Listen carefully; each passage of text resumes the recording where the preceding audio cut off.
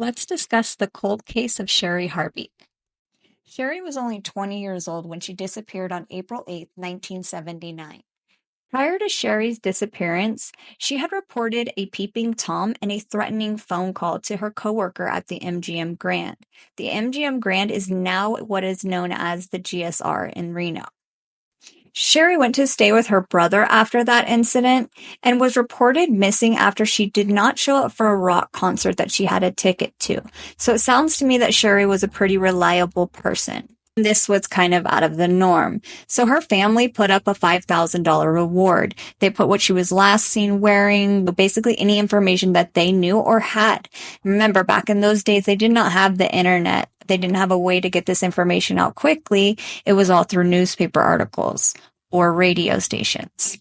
So almost a month goes by before they locate the body of Sherry.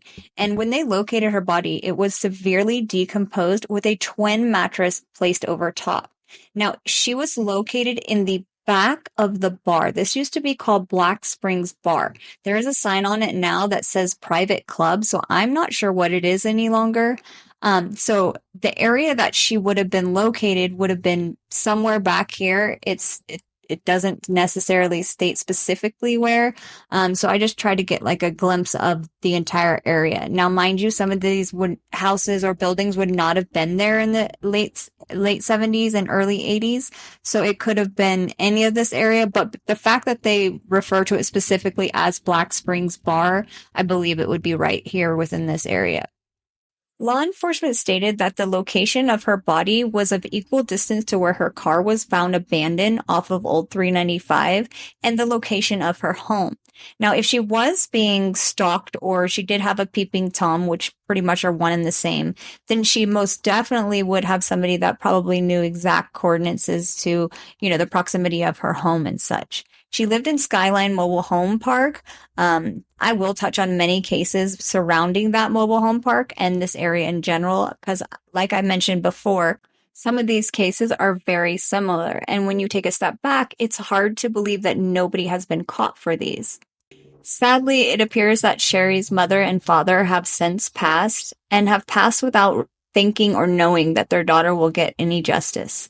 So I want to give a valiant effort in trying to achieve that justice for this family and any remaining family members, as whoever did this would be upper age in their life right now, and I'm hoping that that person wants to have a clear conscience towards the end of their life, or I'm hoping somebody remembers something that they saw or heard or a secret that they're holding.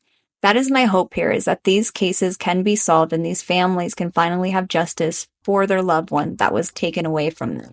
If you have any tips or information regarding Sherry's case, please contact Washoe County Sheriff's Department.